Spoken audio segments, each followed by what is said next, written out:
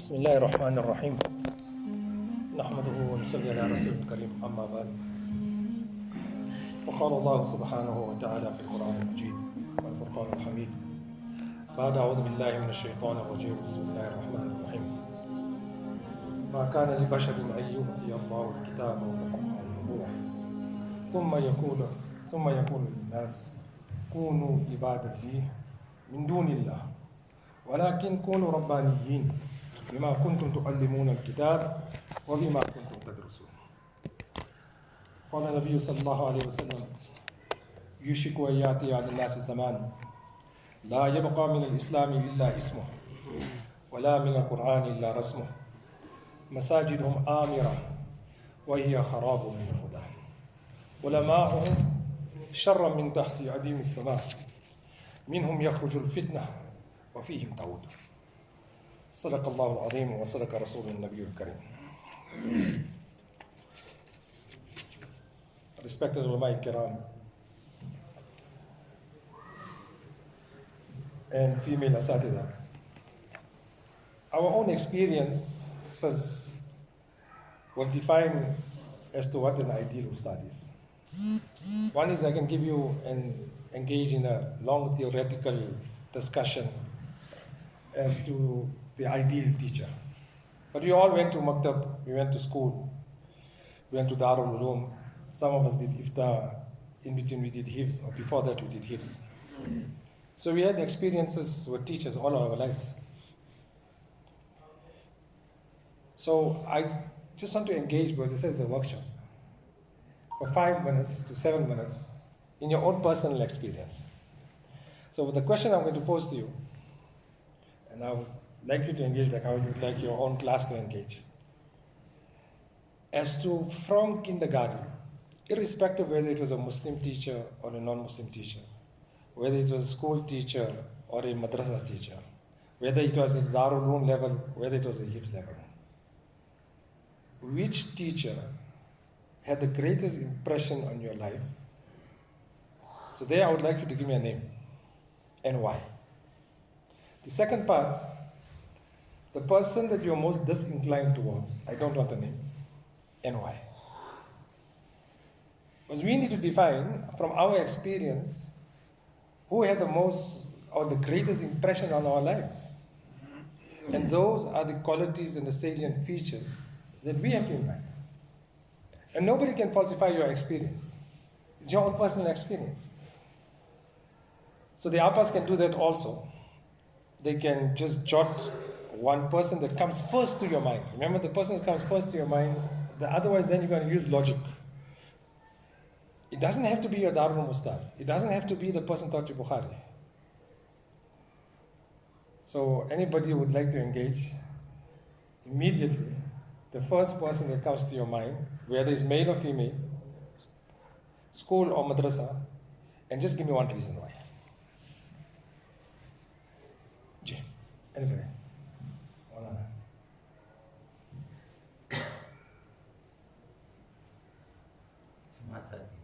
Jamaat Sati. Why? Captured the heart. He captured the heart. Well, I'll make a note. Capturing of the heart. That's his reason. Ji. Qari Ismail Ishaq. Qari Ismail Ishaq. Because in the first year when I used to cry a little bit, sometimes he used to hug me. Love, compassion, warmth. Every child yearns for that. Even we adults yearn for it. That's why we seek attention from the wife also, despite giving bayanats. So every person requires attention. So I'll just make a note of that. We're going to come back to it. So he said, what was your reason? Capturing of the heart, the warmth, compassion, the love that he received. Anybody else? Ji. Qari Abdul Aziz. Qari Abdul Aziz. A reason? Fikr he always had for us. Fikr. Paramount. Fourth person. The Abbas can make a note themselves. Ji. My mother is a teacher. Your mother. Very, very good. Dedication. Her dedication. Beautiful. Anybody? It has to be a person. Fine.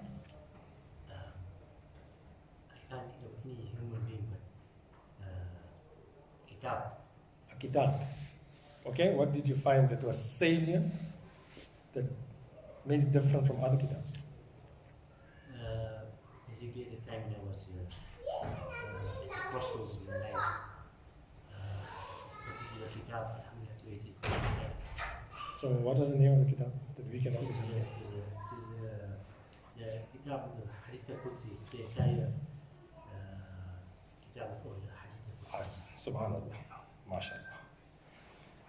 Do you need to put it louder? Anybody else? Jay. You're his Ustadh. MashaAllah. Why? Loving and caring. Loving and caring. Mala, can you just repeat all the points that we meant? Capturing of the heart. Capturing of the heart. Love and passion. Love and passion. Fikr. Fikr. Dedication. Dedication. So you have defined what an ideal Ustadh is. I don't have to give you a whole theoretical discussion. Because that's your experience. And I can't falsify your experience. And every individual here is attracted to certain different qualities, depending on your own makeup. So I might tell you about zuhud and taqwa, but that didn't appeal to you, because you needed something else in your life at that particular time. Mona needed somebody to hug him because he was crying. So piety of the Ustadh wouldn't have affected him. What affected him most was, at the moment of crisis in his life, he required somebody. Right. The next point. Now we don't want names. The teacher that you were most disinclined, and what was the feature that made you disinclined towards him? We can leave our righteousness at the moment. It's our experience. We're not talking about, you have to have this husn done, etc. G, where are you starting? You on the left? You should start on the right. I'm not starting with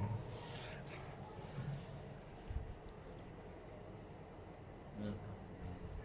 Nobody comes to your mind, mashallah. Lovely experiences. G, there must be. School teacher. Reason. He never cared about us. He didn't care. He was indifferent. Yes, he just taught in class and carry on. If we learn, never learn, never learn. It was totally superfluous. It was a matter of going through the motions of teaching, and this disinclined you. Very good. G. Non-Muslim school teacher. Non-Muslim.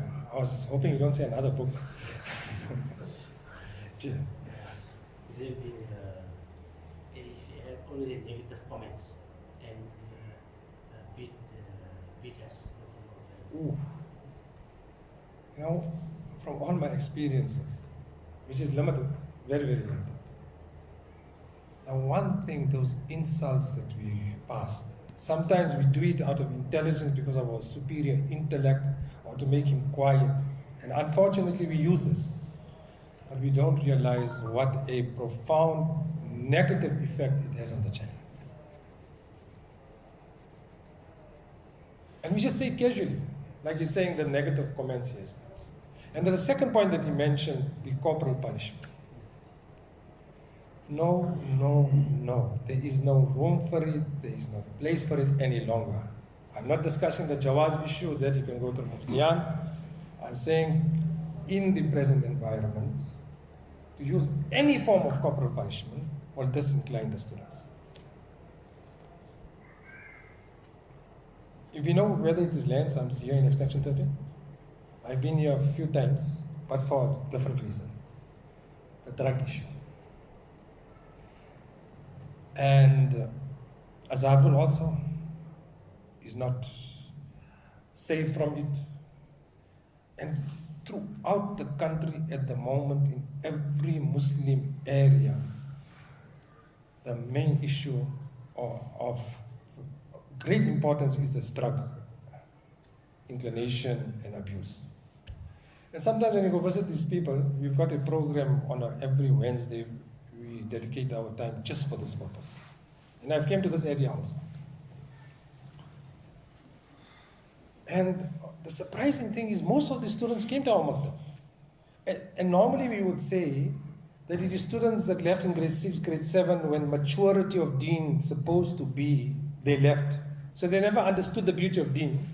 So unfortunately, and that brings tears to your eyes. There's a child that was in front of me for 13 years, from kindergarten, grade R, 12 years thereafter. Many of the students that I visited, learners that I visited, that were in my maktab till grade 12.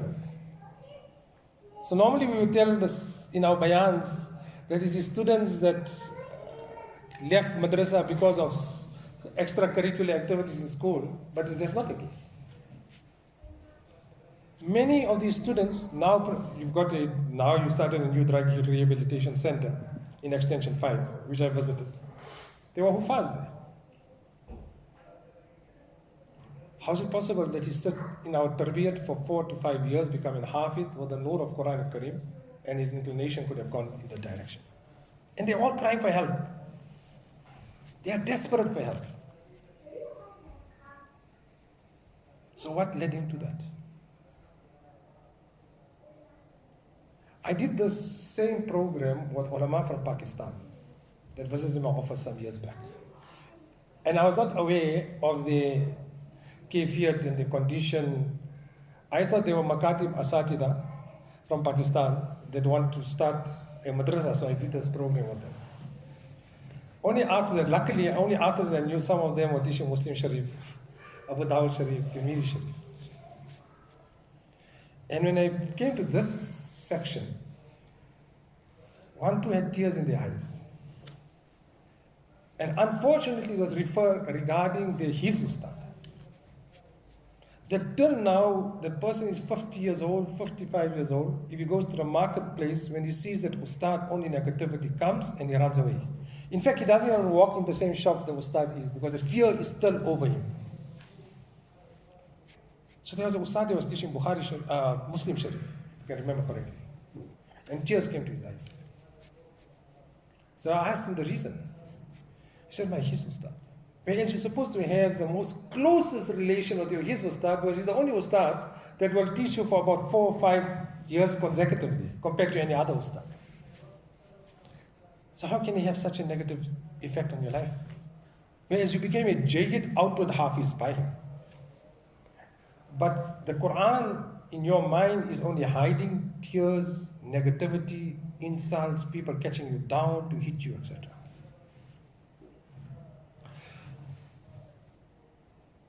Then I did this exercise in Port Hitazras. And behind the curtain, an Appa started crying loudly. And she's teaching for many years. And that brought memories of the female teacher pulling her hair and telling her very, very negative words. Thinking in their immature mind that they will instill some passion for learning. But nothing negative can ever bring about positive. It's impossible.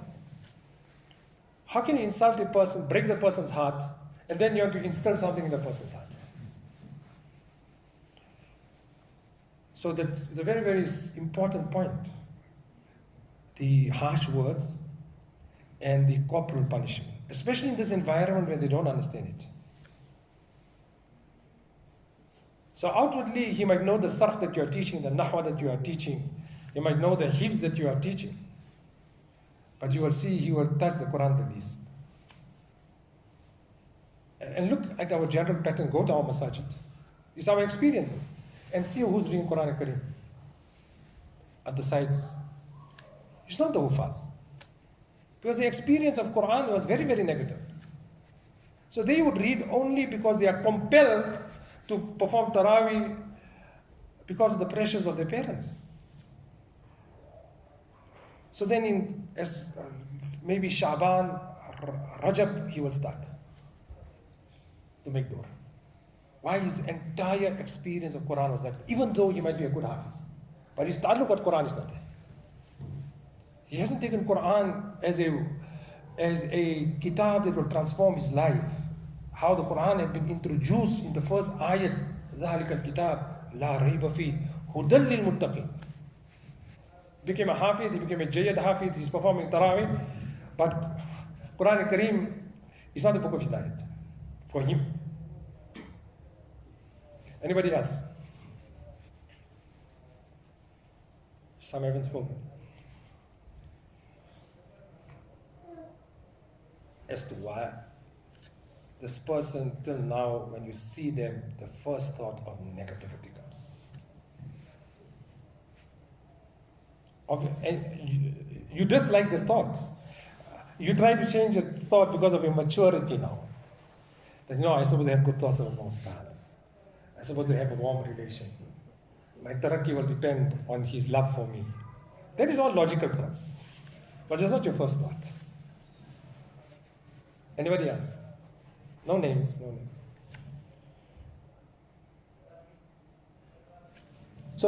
So this defined what an ideal Ustadh is.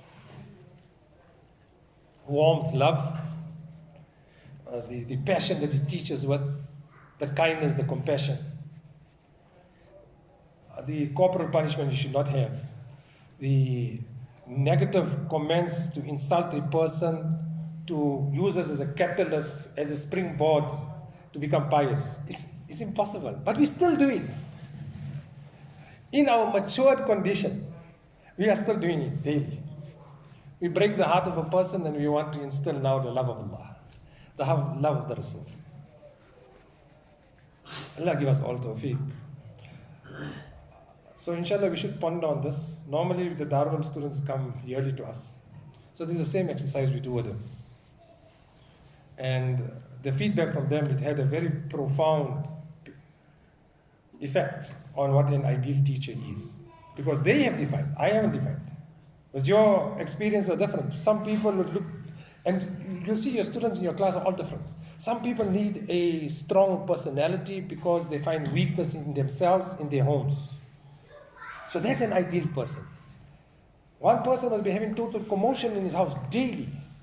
Drugs have affected the whole household, Bedini environment. He requires that shoulder, that love. Now, I'll just give you one example, then what I was supposed to speak about proper. Inshallah, I will try to dwell on that. I had one child that the teachers were complaining year after year.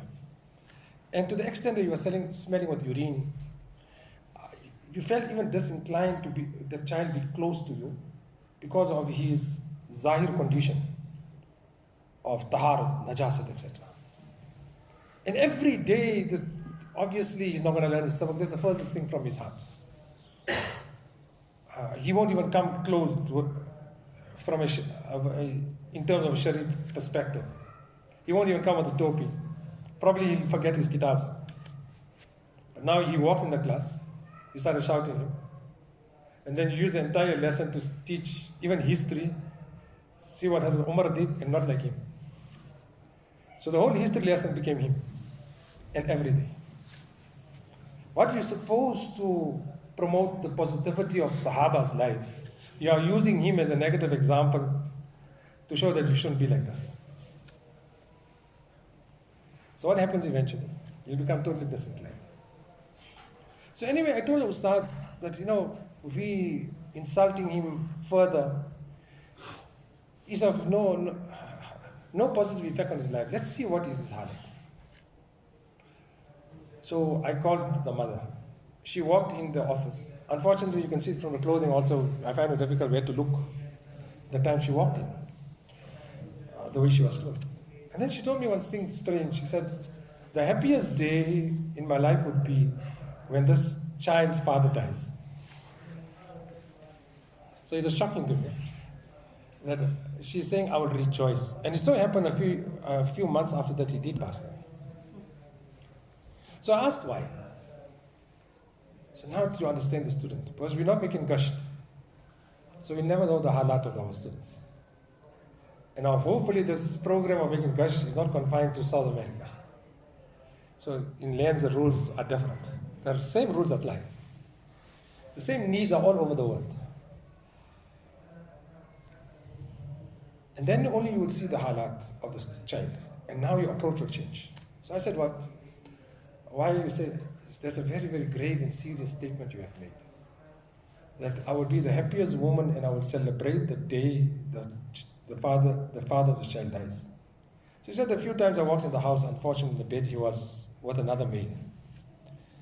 And the effect of this had become such that jinn athar, sihar asar had affected him, where he used to bang his head against the wall and he used to bleed profusely, and the child used to see it.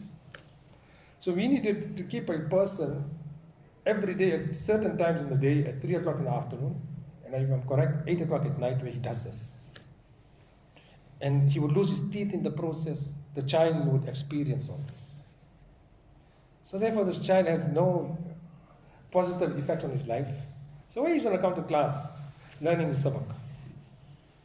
Now he needed somebody to hold his hand, to show some level of love. Allah give us all tawfiq, inshallah. So the importance of visiting, you're from lands, we had Haji Hafiz Ibrahim Lunatsa, who taught in Azhar for a few years. Mawlana Abdul Hamid Sahib makes mention of him probably every old boys program. There is a yearly thing. That he had this ma'amul that within the first quarter of the year he would visit every house and introduce himself. That he is a teacher, and if you have any situation at home that you require help, I will try to help you. If you and vice versa, if I require any help. Whereas if we look at our engagement with the parents for the first time, it's always negative. When will you pick up the phone? When you're not learning Islam. So our first meeting with the child or with the parent is negative. So the next time when we phone, when he looks at our number, he will be reserved in picking our phone. Because Maulana is going to complain. So how the whole table will change if we can go to him and just say, introduce yourself. And inshallah, by just that 2 minutes in his house, you will catch the whole halat of the house. Now you'll understand his thinking, why he disturbs, why he kicks, why he passes negative comments, why he's insulting, why he likes to fight. You will sum it up in 5 minutes. So that is one point, what an ideal teacher is. Then, Azam Mufti Mahmud Sahib Gangohi Rahmatullah alayhi, and because we got nisbat towards ulama Deoband, has mentioned the salient characteristics of an alim of Deoband. That will make an ideal teacher, and these are the characteristics that we all have to work towards. So ilm is there. So he's mentioning what make the ulama Deoband different in this zamana. So he mentioned 5 points. Each one should just check. Obviously, al-ishar taqfil al-aqil. I don't have to go and elucidate all these points in detail. So he mentioned to instill in the heart the special burning of the love of Allah. My Sheikh Mawlana Abdul Ghani Pulpuri Rahmatullah alayhi given a definition of a madrasa and a darul ulum. He says a darul ulum, a madrasa, is a conglomerate of students with burning love of Allah in their hearts and the sunnah of Nabi sallallahu alayhi wa sallam on their body. That is a darul ulum. That is a maktab. Burning love of Allah in the heart and the sunnah of Nabi sallallahu alayhi wa sallam on the body. So as I mentioned, there is special burning love of Allah. Second, he said, the salient feature of ulama Deoband, to believe in pure tawheed, only Allah does. Our total reliance on Allah. Third, he mentioned, I told you I'm just going to mention these points, inshallah, you can elaborate yourself on it. To possess such love for Allah, to possess such love for Nabi sallallahu alayhi wa sallam, that the Nabi's love supersedes every other love. Even love for one's own status, love for one's family, love for one's wealth, love for possession. Then he mentioned the fourth salient quality of the ulama Deoband, to bring every facet of the sunnah of Nabi sallallahu alayhi wa sallam in one's life. Now this is a very, very deep point. That I have to check my own day this morning. To what extent have I got yaqeen on the sunnah of Nabi sallallahu alayhi wa sallam? I walked out of my house, I went for Fajr to fulfill the hukam of Allah. Did I read the Masnoon Dua? Bismillah tawakkaltu ala Allah, la hawla wa la quwwata illa billah. Then the 4 promises made, Hudita, wa wukita, wa kufita, wa tanaha anka shaitan. I'm teaching in du'as the dua of Nabi sallallahu alayhi wa sallam when leaving the house. But truly, I went to make imamat. I left the house, but I did not read dua. Nabi sallallahu alayhi wa sallam made such beautiful duas just leaving the home. On Ilyas rahmatullah alayhi, somebody seen him in a dream and asked Hazrat that this maqam that we see of yours is on what basis? In this particular dream, then a person asked, is it because of the work of Dawat and Tabligh? Hazrat said, it is on the basis of adhering to Masnun Duas. Masnun Duas. So, Bismillah, tawakkaltu Allah, la hawla wa la quwwata illa billah. And look at other beautiful duas. Bismillah ala dini wa nafsi wa waladi wa ahli wa mali. Allahumma raddini bi qada'ik wa barik li fima qaddira li hatta la uhibba ta'jila ma akharta wa la ta'khira ma ajjalta. Another beautiful dua. Allahumma inni as'aluka bi haqqis sa'ilin alayk wa bi haqqi mamshaya hadha fa inni lam akhruj asharan wala bataran wala riya'an wala sum'atan wa kharajtu ittiqa sakhatik wa ibtigha mardatik fas'aluka an tu'idhani min an-nar wa an taghfir li fa innahu la yaghfiru dhunuba illa ant. Allahumma inni a'udhu bika an azilla an awzalla adilla udalla adlima udlama ajhala yujala alayya. Then the beautiful dua at the time of the morning, the Nabi sallallahu alaihi wasallam taught, and more so at the time of Fajr. Allahumma aj'al fi qalbi nura. We're going to teach. Wa fi lisani nura. Wa fi sam'i nura. Wa fi basari nura. Waj'al min fawqi nura. Wa min tahti nura. Wa min amami nura. Wa min khalfi nura. Allahumma adhim li nura. Allahumma aj'alni nura. If a person adheres to Sunnah, then you will see automatically the thing that will drive you in your class is to make the students stamp on Sunnah. But if you are devoid of Sunnah, I made wudu this morning Fajr. I'm making imamat, but I never use a miswak. So the importance of miswak hasn't come into my life. So if I teach the section on miswak, honestly it will be a superfluous discussion which Nabi sallallahu alayhi wa sallam prophesies. يوشك أن يأتي الناس زمان لا يبقى من الإسلام إلا اسمه ولا من القرآن إلا رسمه. The riwaj of madrasa will continue. I will come every day 2 o'clock. I will leave at 5 o'clock. I will wait for Friday for the weekend to come. And this boring, laborious lifestyle will continue. Why? You don't realize when you don't come onto Sunnah, then there is no life. Nabi sallallahu alayhi wa sallam on one occasion mentioned was a ziyad. And the Sahaba was sitting. Amazing hadith. Nabi sallallahu alayhi wa sallam looked up and he said, the time has dawned when ilm will be lifted. As the Shaykh mentioned, Fazail Amal also. So Ziyad immediately asked Nabi sallallahu alayhi wa sallam, and this was a question that was burning in every Sahabi's heart. It was not only that Ziyad, but he spoke that how is it possible, O Nabi Allah, that ilm can be lifted? We learn from you, in turn we go home and we teach. And this will continue till the day of Qiyamah. So Iman will remain alive. Deen will remain alive. The ilm of Deen will remain alive. Nabi sallallahu alayhi wa sallam told him, oh Ziyad, I thought you to be a very intelligent person. Nabi said, I thought you to be very intelligent. Don't you see the Jews and the Christians? They also teach. But it's all superfluous. Is outward. There is no Jan. And why there is no Jan? Because there is no Jan in within me. You do not realize the amount of nuqsan that you make to your student because we do not adhere to Sunnah. The amount of nuqsan that we make to our students because we being unmindful of Sunnah will have a tremendous effect on their lives. For instance, if I drink and I'm totally conscious to read Bismillah, to look into the water, to take 3 sips, to read the relevant dua. All of us, one dua, Allahumma barik lana fihi wa zidna min, for drinking milk. How many of us make amal? Probably we test our children every day. We test the dua of entering the house daily. Probably many times we make dua of exiting the house because of the fear of being hijacked, kidnapped, robbery, when you're going from masjid. And then unfortunately when you're coming back to the house, because we are in safety, then we don't read dua.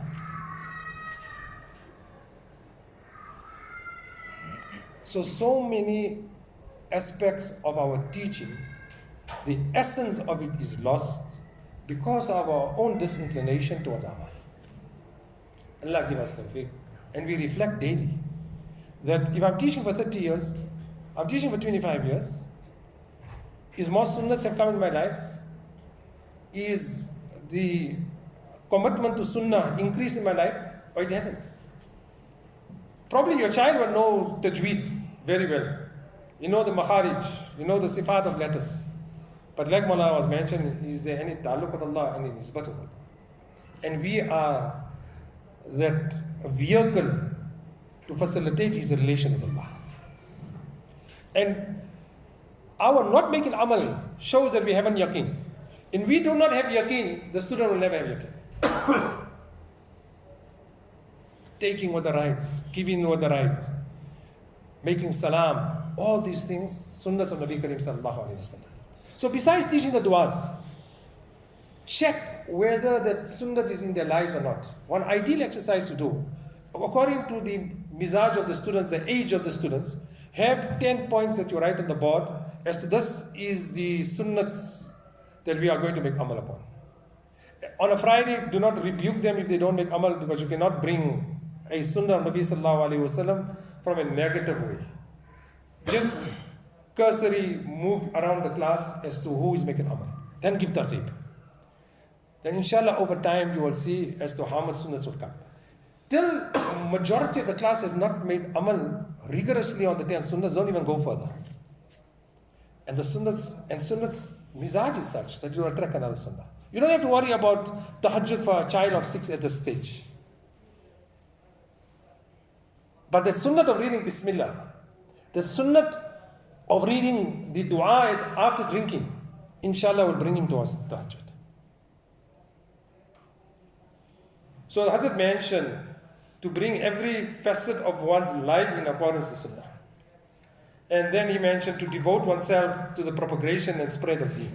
These were the salient characteristics of the ulama Deoband. So inshallah, let's keep this always in mind and see how close we are to the ideals that the ulama Deoband have kept. This discussion and this debate has been in the ulama kiram from time immemorial as to what makes insan ashraf al-makhluq. If you look in our kitabs also, there's discussion from a philosophical perspective, from an ilmi perspective. What is the salient feature in insan that make him ashraf al-makhluq? So obviously they have given the argument, I don't want to go into the detailed discussion, aql. Whereas we find there is intelligence in every creation of Allah. Yes, there might be different degrees of aql. Therefore, some creations of Allah mukallaf, others are not mukallaf, subjugated to Sharia rules. But even within insan, there is such different levels of aql. Question is it ilm? We find that every creation of Allah to some extent have ilm. And not only ordinary ilm, ilm of ibadat.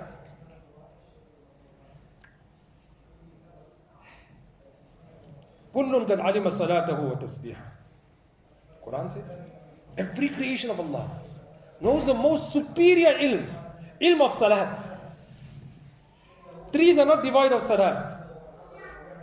Shaykh Rafiuddin has given a lengthy discourse on this subject. But ishara is sufficient that every aspect, every creation of Allah is in salat. And here the word has come kullun, without exception. Qad litahqiq. Alima is fi'l madi, and qad on alima is extra emphasis and tahqiq. Kullun qad alima salatahu wa tasbih. And the Quran says, وَلَهُ أَسْلَمَ مَنْ فِي السَّمَاوَاتِ وَالْأَرْضِ. Everything in the skies and on the earth are subservient to Allah. وَإِن مِّن شَيْءٍ إِلَّا يُسَبِّحُ بِحَمْدِ. There is nothing in the creation of Allah that does not glorify Allah with His praises. So this ilm is required. وَلَكِنْ لَا تَفْقَحُونَ تَسْبِيحَهُ. You do not understand the tasbih. Malaika also have ilm, but the ilm is mahdud. Subhanaka la ilma lana illa ma 'allamtana. Qari Tayyib Sahib Rahmatullah Alayhi has mentioned the khususiyat of insan. The reason why insan is referred to as ashraf al-makhluqat is because this ability of learning and teaching. This is a special quality of insan. Animals learn by observing, more so by their natural instinct Allah puts. Therefore, if you separate a deer from its kid, its little one, it will learn to walk. But separate a child from parents, from any person that can have an impression on their lives, you will see the child will never learn to walk. He needs to learn through ta'lim. Then the next point, that the ayat al-Karima I read, is very, very important. مَا كَانَ لِبَشَرٍ أَن يُؤْتِيَ اللَّهُ الْكِتَابَ وَالْحُكْمَ وَالنُّبُوَّةَ. It is not appropriate, it's not fathomable. You cannot even perceive that Allah give any person the knowledge of nabuwat, of the book of Allah, of hukam of Allah, that He invites people towards Himself. So the purpose of this knowledge is not to enhance your own status in your students, but the whole idea is kunu ibad li min dunillah, that become a worshipper to me, leaving Allah aside. Walakin kunu rabbaniyin. So what's the purpose of this ilm, this ta'aleem that we are doing? That every person to become Allah wala in your class. If that is your niyyat, that's how your effort is going to be. But if this is not even in your mind, that my nisbat with Allah has to increase, and every student has to have some nisbat with Allah, then otherwise you will have free time every day in your life. Long before bell rings, you will be ready, your class of the Juzdan will be closed, you will be standing in line. Till now, 30 years we're teaching, I haven't found 1 minute extra in the class yet. And to my amazement, sometimes I see the Ustadhs lining the children 5 minutes before him. Because you never thought to make this child a Allah wala. There's so much to teach him, fazail, to make mudhakara with him, whether the amal is come in his life, whether the amal is not come in his life. And look at our Darul Ulooms, etc. When the students come to me from Darul Ulooms, from the 3rd and 4th year, and the one question I asked this morning, who read the dua for wearing clothes? And in a class of 25 at the time they come to me, probably it will be 1 or 2 or 3. Especially clothes, duas for wearing clothes. If I ask anybody left the dormitory this morning, what dua you read? Hardly.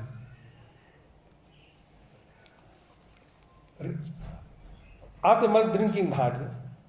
When these things are not important in our lives, when we haven't fashioned our lives around it, how is the students going to come onto us? Nor would we pay the emphasis towards it. Then the first point, inshallah, that we can make a note of, tasheeh and niyat, that our intentions to be correct. And the hadith of Nabi sallallahu alayhi wa sallam, man ta'allama ilman mimma yubtagha bihi wajh Allah, la yata'allamuhu illa liyusiba aw liyatluba ardan min ad-dunya, lam yajid arf al-jannah, yani rihaha. That a person that seeks knowledge, that knowledge which by means the proximity of Allah is supposed to be achieved. And he doesn't seek it but in order to obtain some pennies and pence of this dunya. You will not smell the fragrance of Jannah. And our attitude is absolutely, absolutely important as to what correct attitude. Wala Abrar Aqsab once at the beginning of the year was given a student, he was given a talk to the Asatidha Kiram. And I will quote Maulana Mansur Puri mentioned this, the Hazrat mentioned that every Ustad should keep this in mind. That your student is your muhsin. So one is ikhlas and niyat. Second is what attitude you go to class with. He is your muhsin, he is your benefactor. If you go with this niyat, then you have no expectation. And expectation is imprisonment. That means you will react to your student according to how his reaction. You won't react according to the taqaza of that ilm, the knowledge of Quran and Hadith. Therefore, what if futile discussion we always have that today's students? And we will sit in the corridors and discuss. The students of today are not like when I started teaching. But then you should rather pose a question, about the asatidha of today compared to the asatidha of the previous time. Till tahajjud hasn't come in my life, du'as have not come in my life, sunnahs have not come in my life, and I'm having expectations of this child. I did hifz, I did tafsir, I spent 7 years in the Darul Uloom. But today, this morning, I walked into class without my personal tilawat. How do I even sit and get upset with a 7-year-old child when my tilawat for the morning has not been completed? Now we're screaming ourselves daily, we like robots, like programmed robots. We will walk in the class. We will know exactly when we come to the fourth boy, he will not know his Quran and Kareem. As if you are standing there to catch him out not knowing his Quran and Kareem. And then we'll go into this tangent of anger. And the rest of the day you will follow because of this anger of ours. But then I should take a deep breath and say to myself, he's a 7-year-old child. He went to morning to school in that environment of secularism, Bedini, a life without Allah, a ilm devoid of Allah. But I went to a Darul, I did hifz.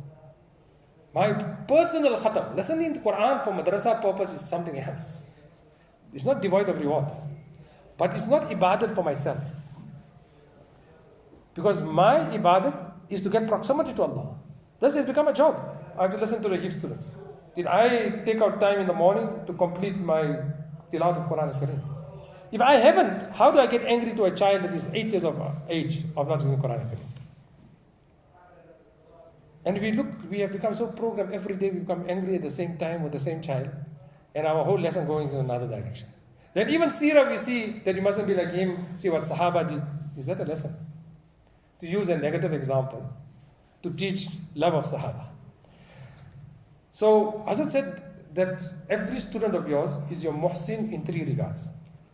Number 1, he is your muhsin in terms of ilm. That means the taqaza, the requirement of your ilm is to propagate it. He has given you the opportunity. By him being there, he has been a great benefactor to you. So regard every student of yours as your benefactor. Then you will respect him, you will show love to him. Because without him, you will not get the opportunity of this responsibility upon you. Then as I said, he's your muhsin in terms of your ma'ash. Because of him, you have you're earning your livelihood. So he's your muhsin. And most important, he's your muhsin in terms of your ma'at, of your akhirat. He will make your akhirat. As Mana mentioned, we know all our own amal. With this hope that inshallah he will be my zariyah for Jannah. So I have to invest so much effort in him that he will be the person that will take me to Jannah. So if you have that yaqeen that he's going to become your zariyah of Jannah, then you're going to put so much effort in him. Because we know our own tilawat, what our condition is. Our Fajr Salat this morning, what condition it was. The Sunnats, we didn't even make our dhikr complete. Our wazaif, we haven't completed. Our du'as, we haven't allotted a slot for it daily. So that is what an Ustadh. Wallah, the more preparation of an Ustadh is on the musalla than when he walks into the class. That's Salatul Jamaat. Now today, how are we going to instill the importance of Salat in the child when I am not there for Fajr? Or even if I'm making imamat, I'm only there for Fajr when it's my imamat time. And we will look for every excuse. At Salat also, times we will keep of Salat that is convenient for us. Not what is the taqaza of the people and what is the requirement of the person. Because I finished madrasa yesterday, I had a discussion, and this is between us. A person is saying that ulama should not be on committee meetings. So I found it very amazing. So I asked him, what's your thinking and reasoning that you can make such a bold statement? He's a committee member in one of the areas here. So he said, whatever mashura they make is for the convenience. Whether it's namaz times, whether it's what time madrasa goes in, what time madrasa comes out. It's not the requirement of deen. And what is the requirement of the student? So I'll have Jamaat for Asr at the time when I can leave and it's convenient for me. Not as to the Musallis, when will they be at the optimum in my area, even though it is more inconvenient for me to wait for 15 minutes extra. So I said, you can't use one example to make a general ruling, but just the thought. Then they had to go to get a long fatwa from Darul Zakaria. to show the permissibility of ulama that are getting a wage to be on committees. But it's not a discussion of the jawaz or admi jawaz or what fatwa Mufti Razaullah gave. The idea, the argument is, why did they even have to come to this point? To even take this question up whether we should serve on committees or not. Because our zihn is only of our own personal convenience. So we see everything according to our convenience. When madrasa must close, under these circumstances, should we continue with madrasa? Then the environment will dictate. We will become buzdil. We will become weak in our intentions. And only that thoughts will come of convenience, convenience, convenience, convenience. And deen cannot spread on that. So as I mentioned that ma'ad. So once Mullah Masulullah Khan Sahib came to Niger and the ulama was sitting, they studied in Jalalabad. So he asked them what khidmat of deen they are doing. And then after he said, Suno, bacho, suno, suno. That take those students as your Zariya and your Najat, and those are the ones that will take you to Jannah. Invest in them like that. Relentless. No effort should be left. And in fact, your maturity in your teaching is that the most energy, the most strength that you have. Not our thought that as you progress, now I'm a dada in the teaching, I become lethargic, I know the game well. No. When I started the first year teaching, what was my condition of salat?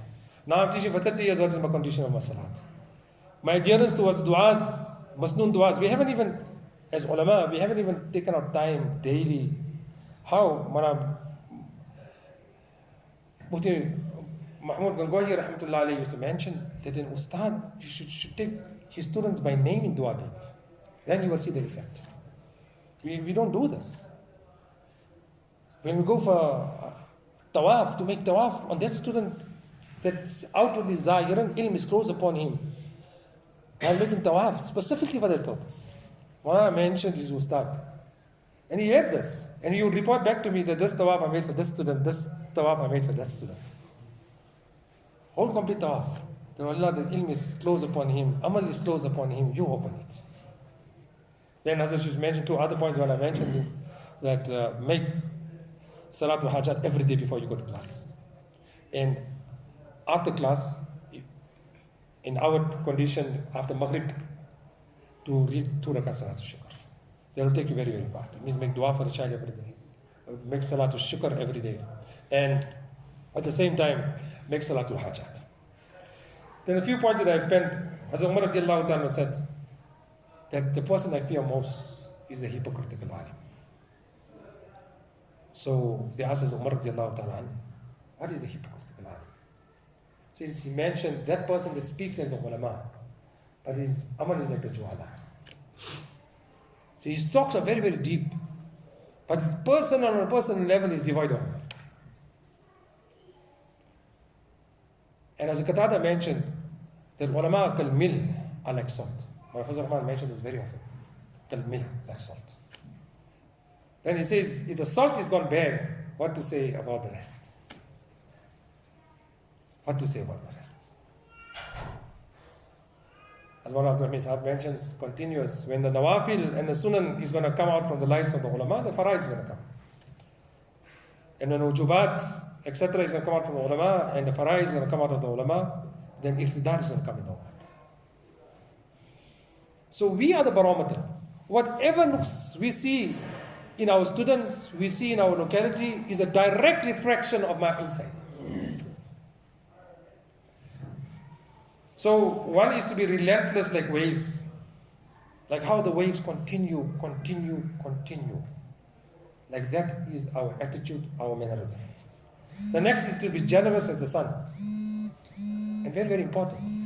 And this favoritism in our classes, this breaks the remaining students, understand that.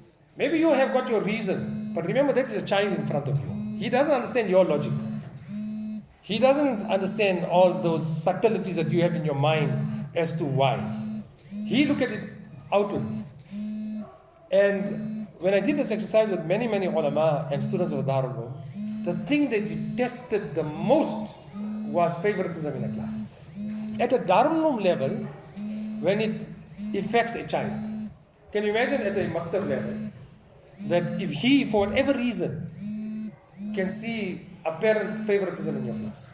So one is to be relentless like the waves, generous as the sun, irrespective of what the parent told you, what deal you had. The son is never very stingy in the way it engages with people. Whether you spoke bad about it yesterday because of the scorching heat, or when they expected sun and there wasn't much sun and they felt cold, and the utterance that they have. So from the different creation of Allah, take lessons. From the wave, relentlessness in your pursuit of your objective. But that can only happen if your tawheed is correct and your amal is there. Then you will be relentless. Then the generosity of the sun. At the same time, the humbleness of the earth. Whatever is thrown on the earth, it stomachs all of it. But it still gives you the most beautiful flowers. Yesterday's day was yesterday. And Ustadh that have grudges, how can you teach? If every day is gone, the day is gone, you'll make dua for a negative experience in that class, you'll go with a beautiful countenance the next day, as if nothing happened yesterday. Then the child will benefit. One Ibrahim Miyasab used to mention that even the mannerism of our salam has a profound effect on the child. For instance, you're sitting, he says, when the children walk in the class, don't ever mark your register, which we normally do. Because as he walks in, he says, Hazir, Hazir. And the student that comes in, he will make salam, Assalamu alaikum wa rahmatullahi wa barakatuh. The one that you have inclination towards, you will turn, wa alaikum assalam wa rahmatullahi wa barakatuh. The jawab shows that you want him in your class. And you are so happy to see him. Then the one that disturbs you the whole day, he walks in. Assalamu alaikum wa rahmatullahi wa barakatuh. Your jawab also says, you won't even look up. Wa alaikum assalam wa rahmatullahi wa barakatuh. You're making dua, you didn't come to it in such a peaceful day today. Your niyat is wrong. How is it going to have an effect? You show warmth, as it you say, turn your desk deliberately towards the door when he walks in.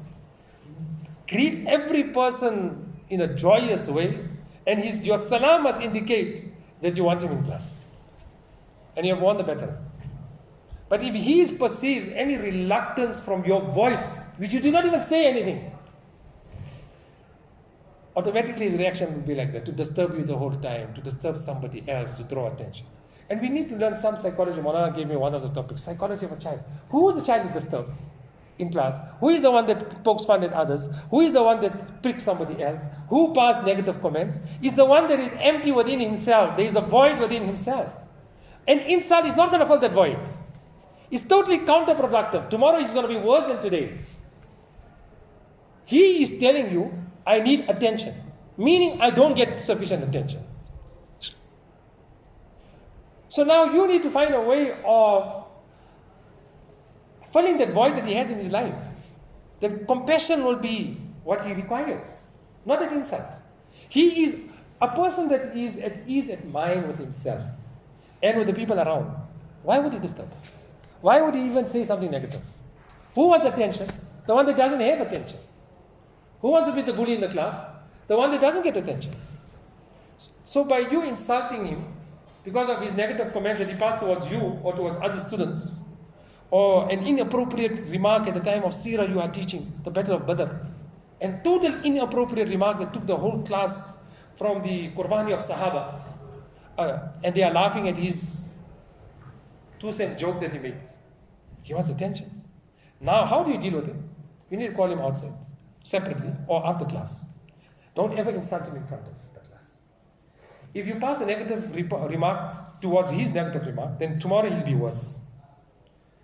And you'll see one thing in a bully, and the one that passes comment, he's very weak at heart. Only when he has his cheerleaders and his support, then he speaks. Without his crowd, he's very weak.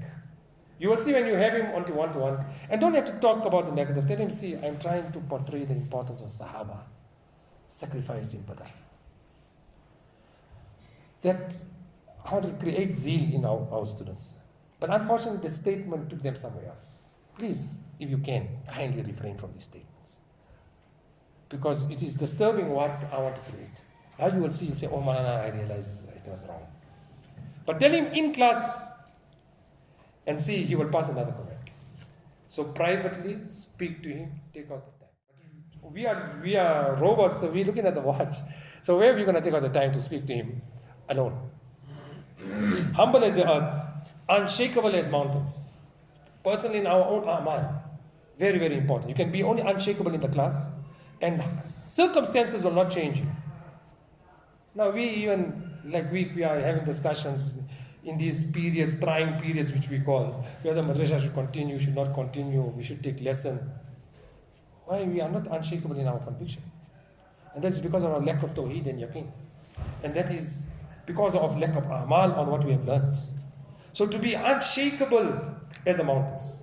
Then the next feature, fikr. Everyone is a bayan on its own time. I was given for half an hour for meals. Da'im al-fikr wal-ahzan. We did Shama'il al-Tirmidhi. Nabi Sallallahu Alaihi Wasallam salient feature. And Ustadh without fikr, honestly, is an exercise in futility. It is just going through the motions for our salary at the end of the month. And question ourselves, how can we continue doing a work daily that we're looking forward for a weekend? We are looking forward for a holiday. We are looking forward to a break. That shows you're not enjoying what you do. And why you're not enjoying what you're doing? Because there's lack of conviction. And the lack of conviction is because there's no amal in our lives. Whereas a time has to come in our life, maturity in our teaching, the thing that we abhor the most is the holiday period. I'm not going to have my children here to instill the love of Allah, to instill the love of Nabi Sallallahu Alaihi Wasallam, to inculcate sunnahs in their lives. And we will see, we must be honest ourselves. When the holiday comes, irrespective we can be making imamat, etc., a level of indifference come in our own lives also. So then you'll only realize that kunu rabbaniyin bima kuntum tu'allimun al-kitab wa bima kuntum tadrusun. The next point is sacrifice to prepare.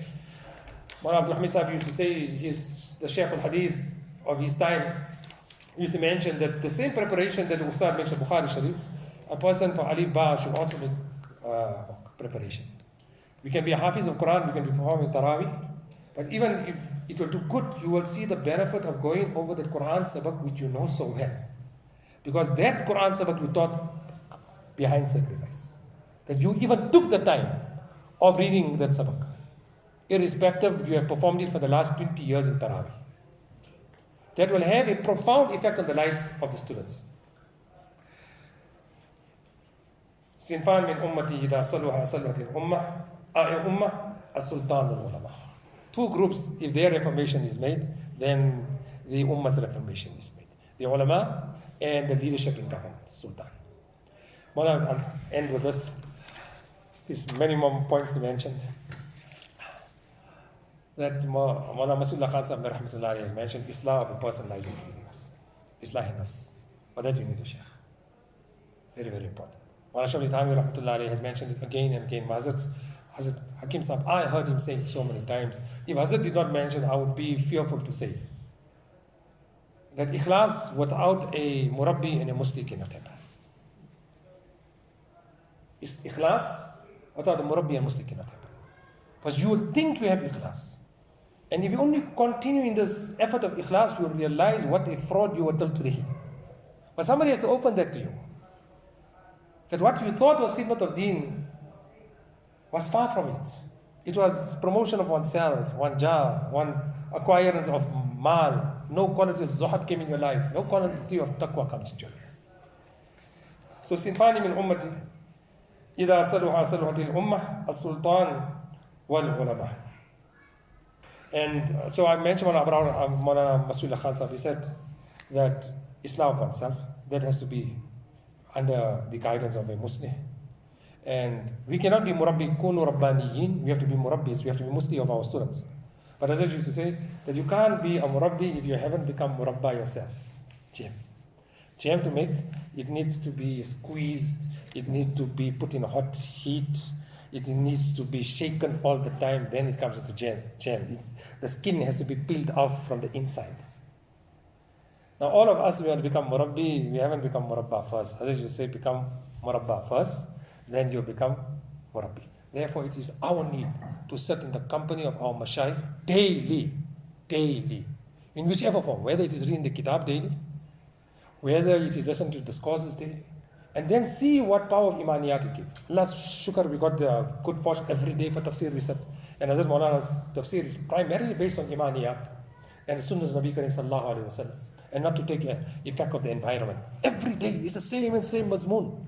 The entire Quran Karim. Wahdaniyat, Risalat Nabi sallallahu alayhi wa sallam, the importance of adherence to sunnah and not to take effect of what the people are saying. And to be true to your ilm. So every day if you're listening to this, daily before you go to class, your kayfiyat is different. But we're not keeping the taluk. So probably many of us can't do that daily. I have the good fortune of doing it daily. But at least the writings of your ustads, or what malfuzat of our akabirin mashayikh, read their malfuzat. And the sawani, there is great energy in the sawani for our teaching. Keep a sawani of one of our akabirin perpetually in your life. And it will give you great strength. Despondence will never come. So as I usually mention, Islam lies in three things. Islam, one, first and foremost, that of one's nafs. Islam of one's jism. And many times we have beautiful ideas to do things, but our body doesn't play game with our thoughts. So to see, Ya Rasul, kulu min at-tayyibat wa a'malu salihah. Be absolutely particular of what you eat, what you put in your mouth. That which gives you energy, strength, so that all the desires that you have of the ilm and the propagation of ilm, your body plays game. Many of us want to do many things, but we're so lethargic. And already we are all long before our time. So in that, our physical exercise is very, very important. Our food consumption, what Allah addressed the Anbiya with, imagine. Before even Amal Salihat, Allah told Anbiya, Ya Rasul kulu min at-tayyibat. Today we have guesses and anything and everything we eat. And we do not control of how much we eat. That has a tremendous negative effect on our teaching and fulfilling the plans that are in our mind of khidmat of deen. And the third thing, as I mentioned, Islam is in terms of mal, to become independent. That does not necessarily mean you have to become rich.